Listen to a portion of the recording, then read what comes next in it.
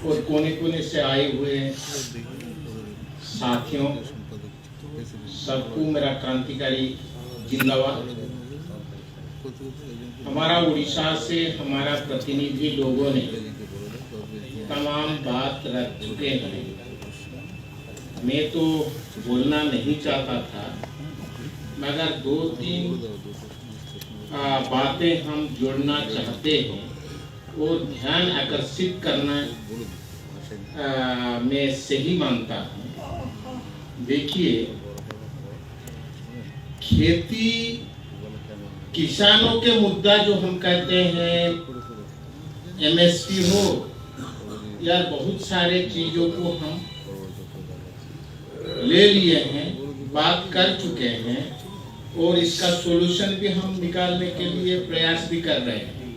मगर खेती किसानों से जुड़े हुए बहुत सारे मुद्दा को हम पकड़ नहीं पाते।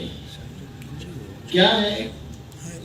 तो हम खेती किसान मुद्दा अगर हम चाहेंगे तो मेरा कहना यह है कि पहले तो जमीन, पानी, खनिज, जो मुद्दा को अगर हम नहीं पकड़ पाएंगे तो हम खेती को भी हम और किसानों को भी हम बचा नहीं पाएंगे। कैसा होता है? पानी से, खेती से अलग पानी नहीं है, खेती से अलग जमीन नहीं है, खेती से अलग जंगल या खनी नहीं है। ये तीनों को अगर हम नहीं बचा पाएंगे, हम खेती किसानों को भी बचा नहीं पाएंगे। कैसा? माइंस जो हो रहा है, माइंस से जो इंडस्ट्री चल रहा है, इंडस्ट्री हमारा आवश्यकता मुताबिक इंडस्ट्री चलना चाहिए। इंडस्ट्री, पर्याप्त इंडस्ट्री जो चल रहा है, हमारा भारत के जितने आवश्यक है उतने से भी ज्यादा इंडस्ट्री चलता है। और दूसरी बात यह है कि इंडस्ट्री, एग्रो इंडस्ट्री बंद होते जा रहा है, माइनिंग इंडस्ट्री बढ़ता जा रहा है। तो माइनिंग इंडस्ट्री अगर बढ़ता जाएगा तो इतना प्रदूषण, इतना पानी का प्रदूषण होता है, मिट्टी का प्रदूषण होता है, हवा का प्रदूषण होता है, ग्लोबल वार्मिंग बढ़ता जा रहा है। तो ये पूरी असर खेती किसानों के ऊपर पड़ता है। दूसरी बात मैं कहना चाहता हूं कि विस्थापन जो हो रहा है, जितने भी विस्थापन हो रहे हैं, ये खेती से अलग नहीं है। ये जमीन से छीना जाता है और उसको विस्थापित करते हैं।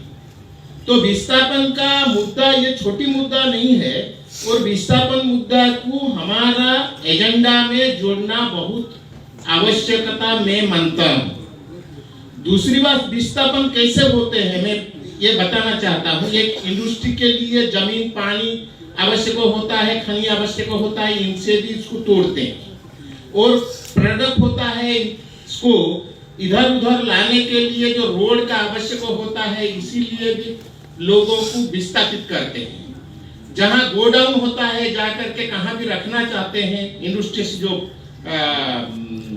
प्रोडक्ट हो गया इसको रखना पड़ेगा। तो रखने के लिए जगह का आवश्यक होता है, इसको विताड़ित करके, विस्थापन करके, यही भी जबरदस्ती लोगों को विस्थापित करते हैं। तीसरी बात यह है, जो गोडाउन हो जाता है, मार्केटिंग अगर नहीं होगा तो गोडाउन के कोई काम के नहीं आएगा।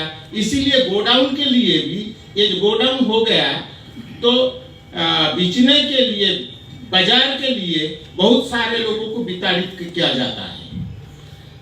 तो विस्थापन इतना गंभीर से चल रहा है और कंपनियों के सुविधा के लिए ही ये विस्थापन हो रहा है। तो विस्थापन मुद्दा को भी हमको पकड़ना होगा। दूसरी बात, विस्थापन हम दो आंकड़ा में हम देख सकते हैं।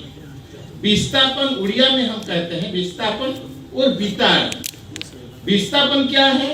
ये कानून से लोगों को हटा जाता है, इसको विस्थापन कहा जा सकता है।